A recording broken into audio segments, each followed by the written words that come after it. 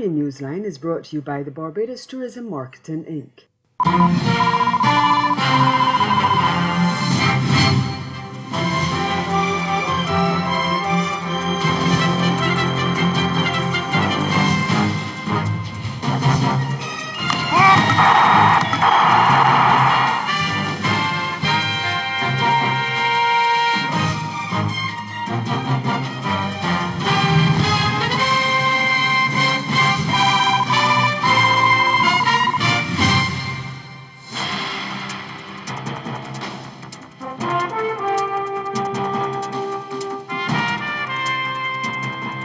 Anticipation mounts for the announcement of an election date in Guyana.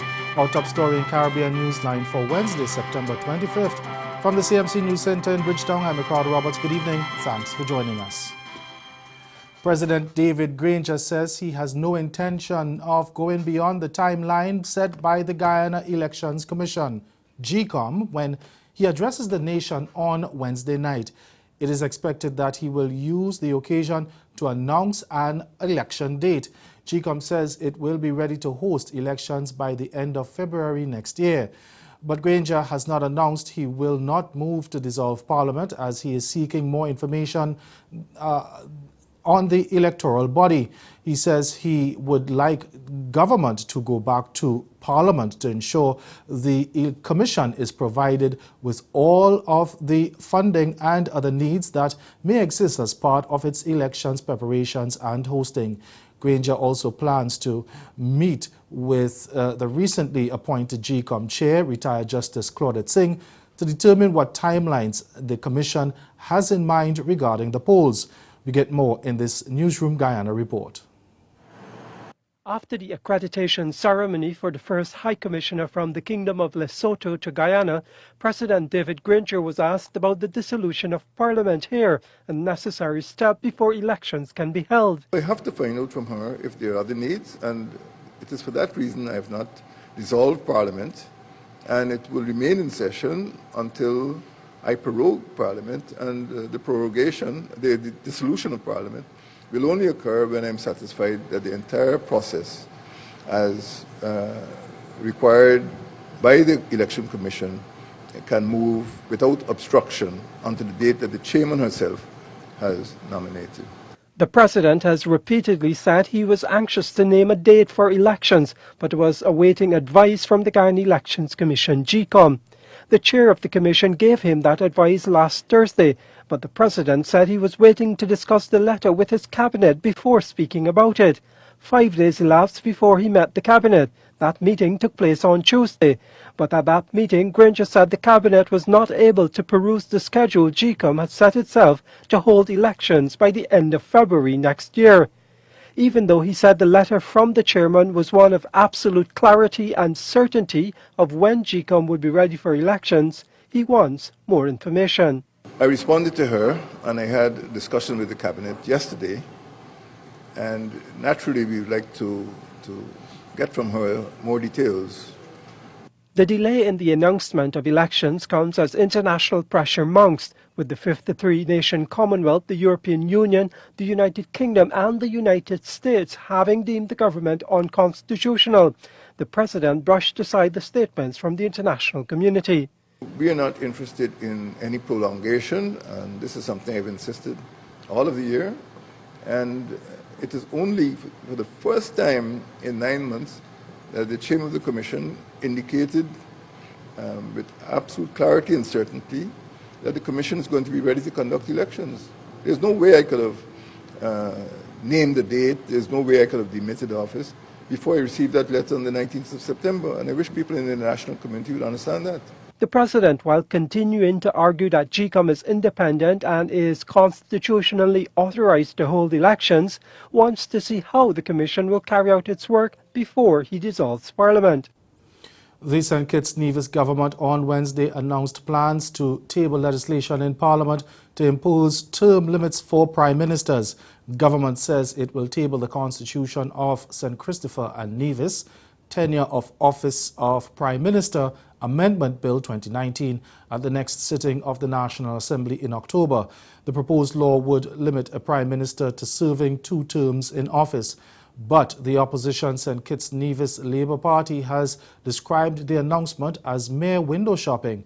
The party notes that Prime Minister Dr. Timothy Harris lacks the required two-thirds majority to pass the legislation in Parliament, and it has no prospects of being passed without support from the opposition. Haitian President Jovenel Moïse appealed for calm on Wednesday amid ongoing protests that have practically paralyzed the country. In an early morning television broadcast, Moïse said he has no intention of resigning. He added that he had cancelled his trip to the United States, where he was due to address the United Nations General Assembly in order to address the problems facing the country. Haitians have been taking to the streets to demand Moïse's resignation.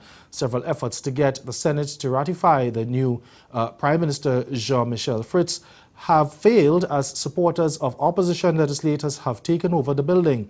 Haitians have also been protesting a fuel crisis that has forced the closure of gas stations across the country. Suppliers of gasoline are demanding as much as $100 million they say are owed to them for previous shipments before they deliver more supplies.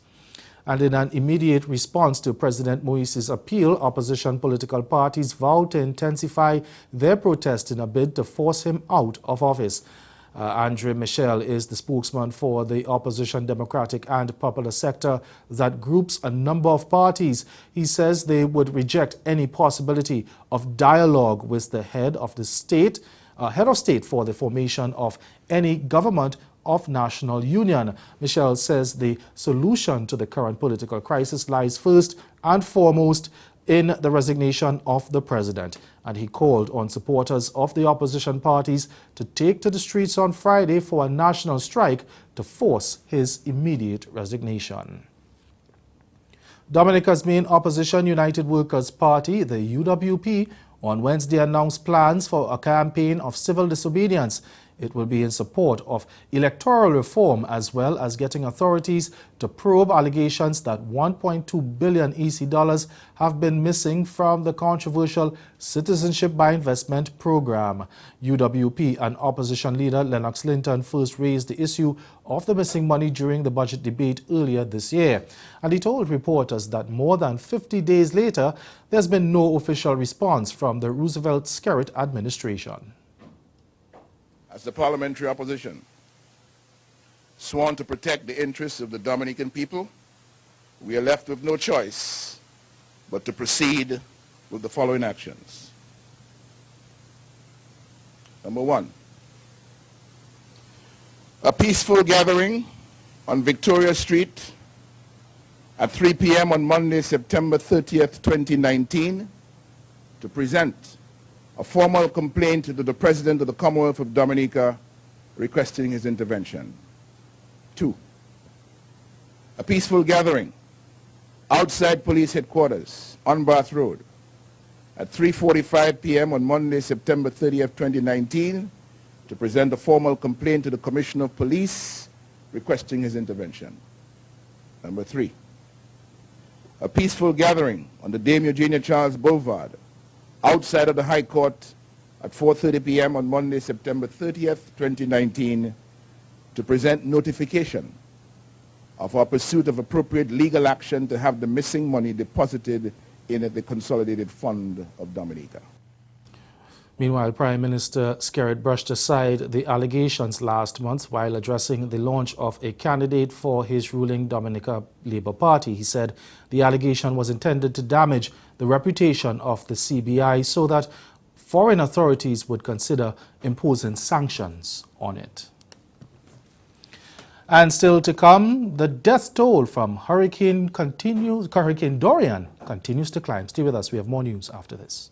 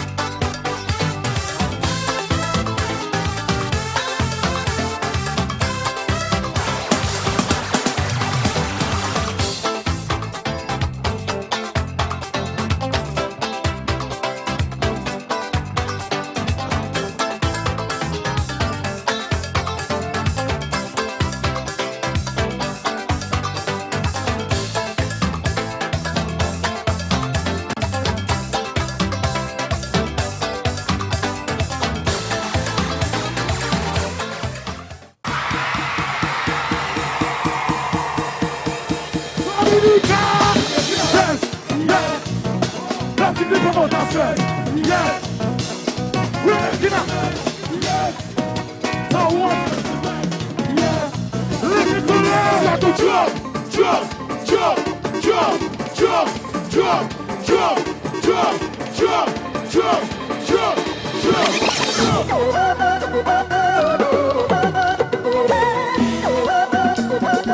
La Dominica!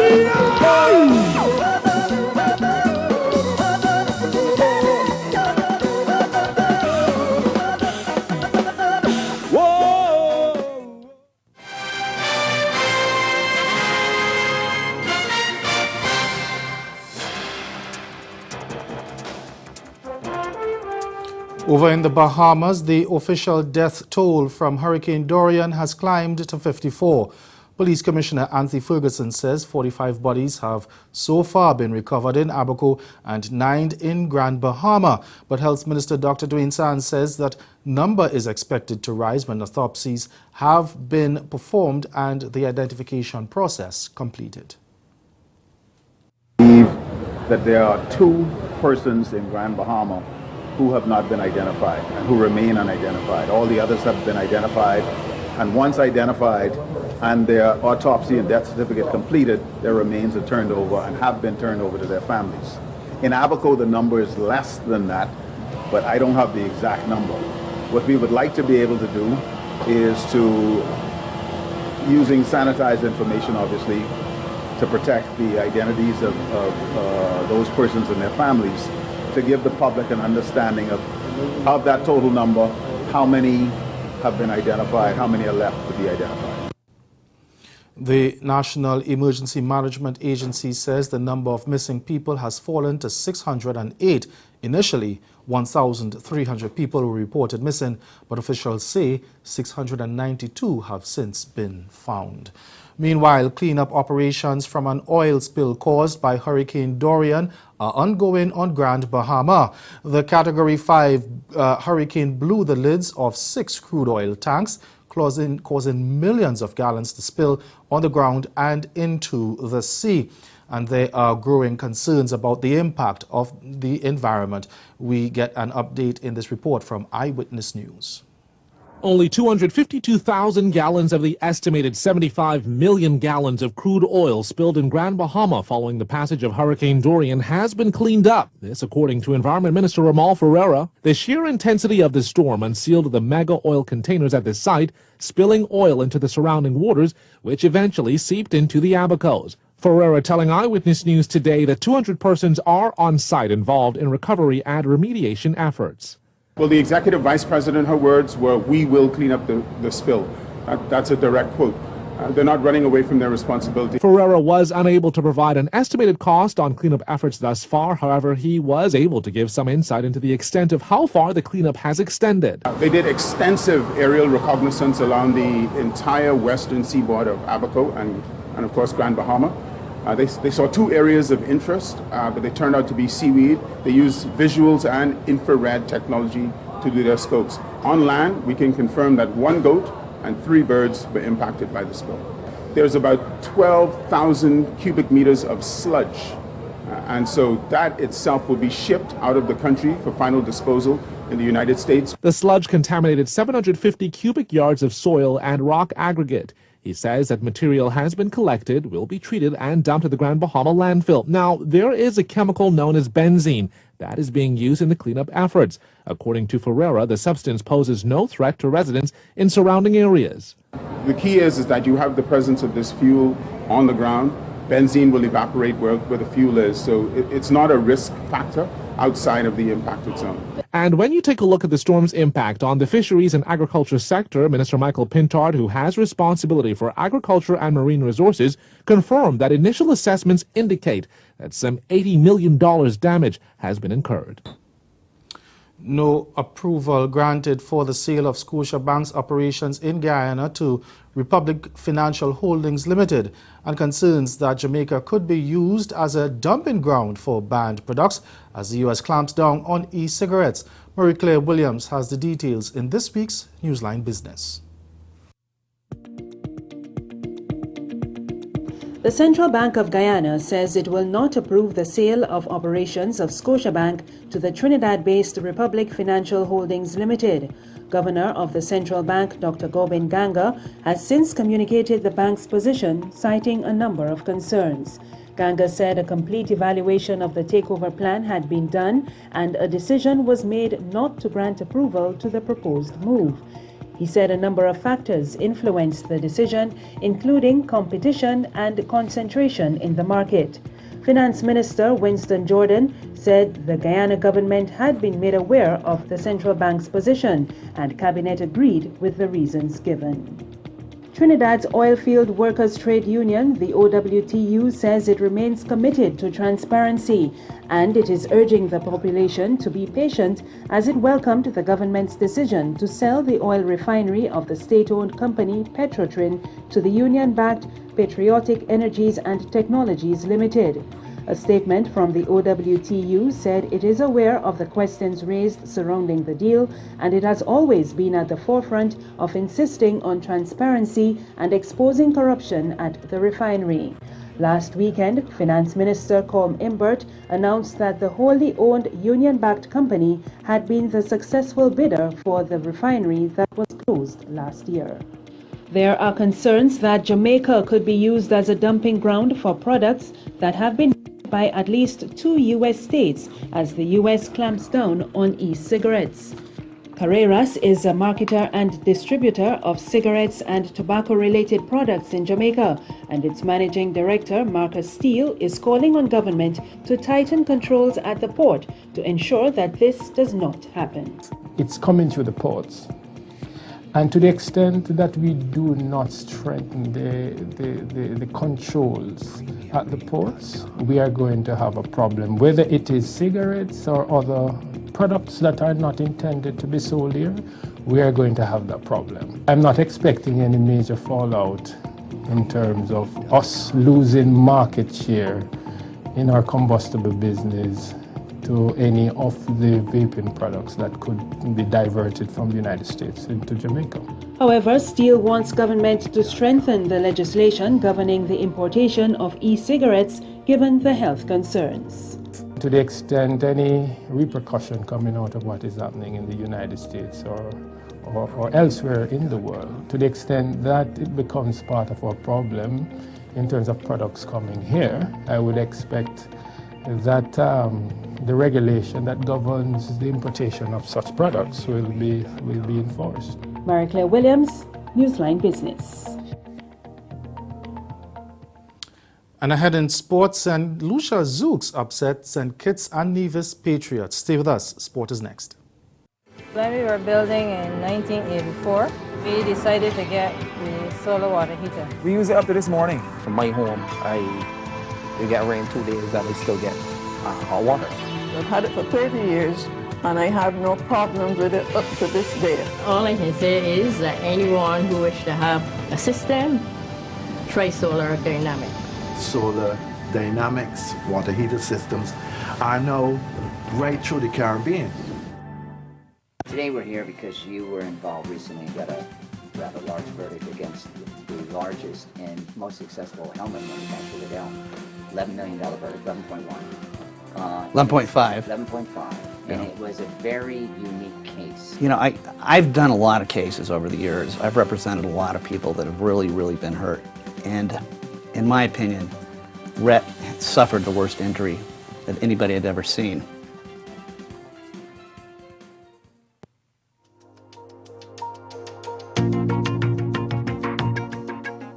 After an emergency, you can help yourself and others by looking, listening, and linking.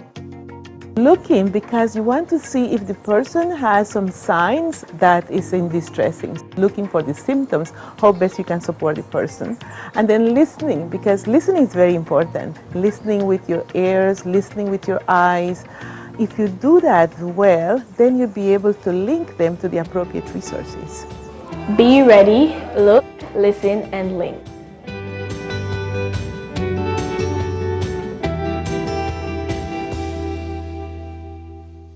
Hi, I'm Brittany Dixon, and you're watching Finding Fit. the show I pair up one client with two trainers. Trainer number one. Oh my gosh. It's about fitness, comedy, I can do this all day, drama. In the future, we can ovulate. Inspirational stories, and so much more. You are gonna love it. You can catch Finding Fit prime time this fall on CaribVision.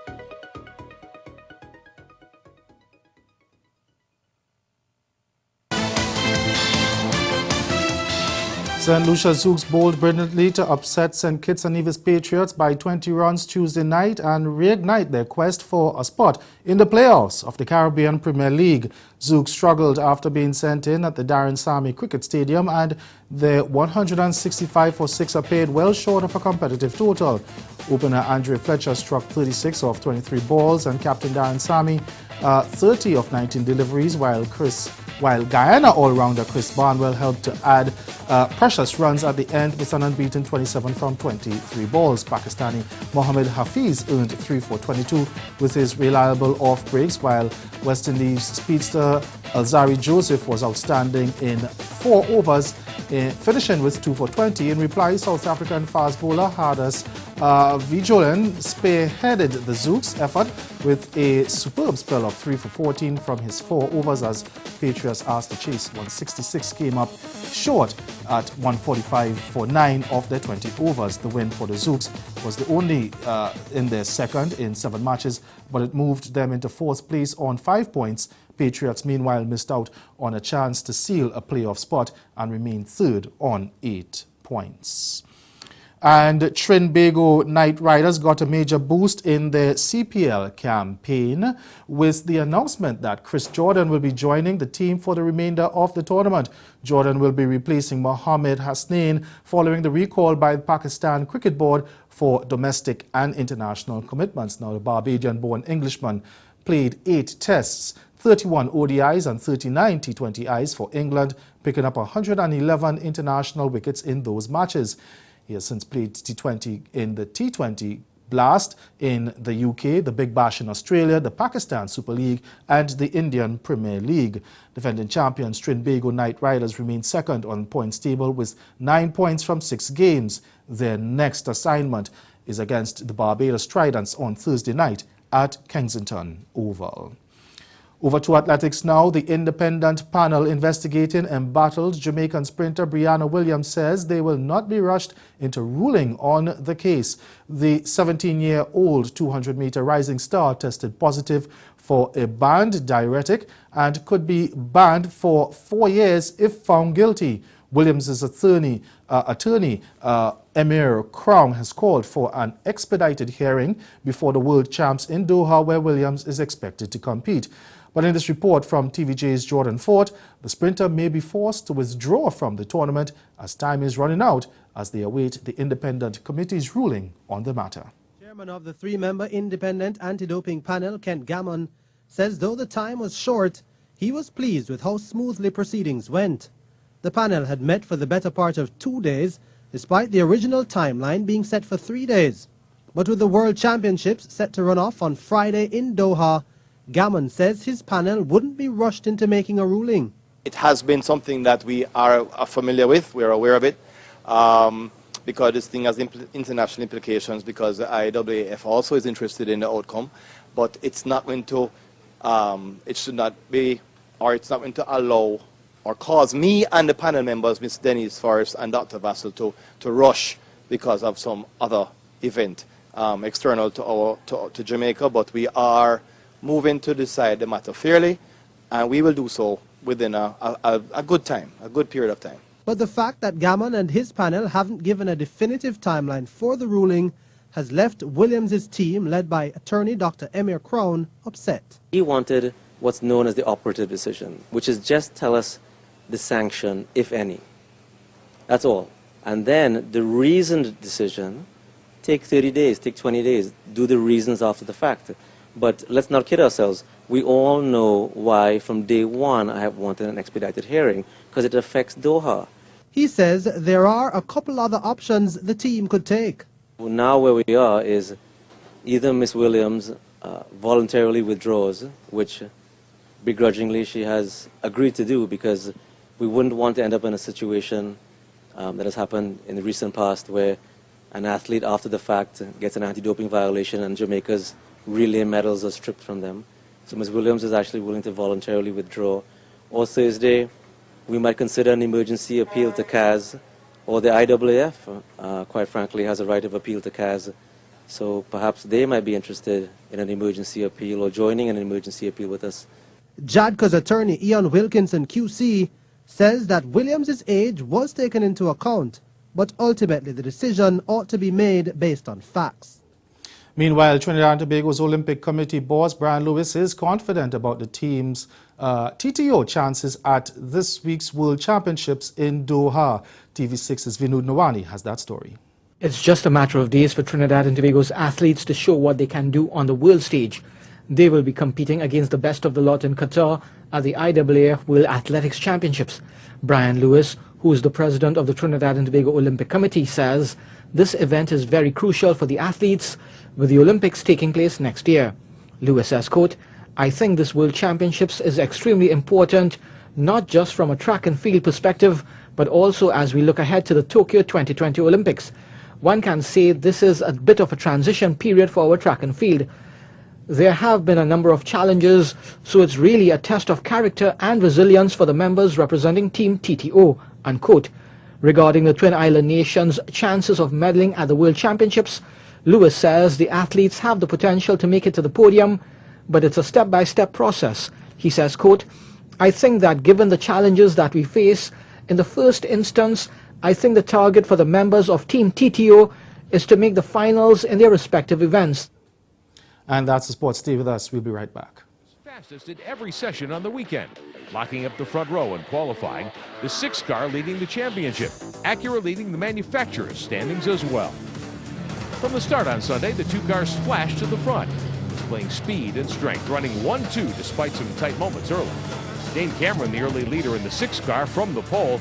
Cameron and Juan Pablo Montoya are the championship leaders. After the day's first pit stops, Helio Castro Nevis drove the 7 car to the front.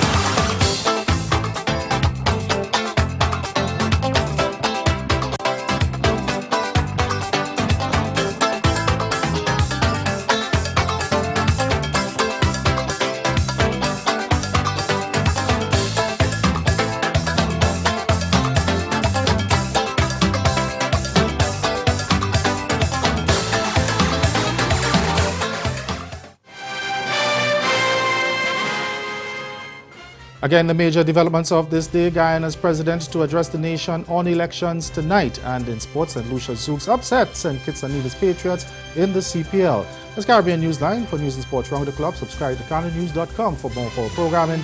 Log on to CaribVision.tv and check out our YouTube channel. We'll be back here again tomorrow, but from all of us at CMC News, thank you for watching. Have yourselves a good night.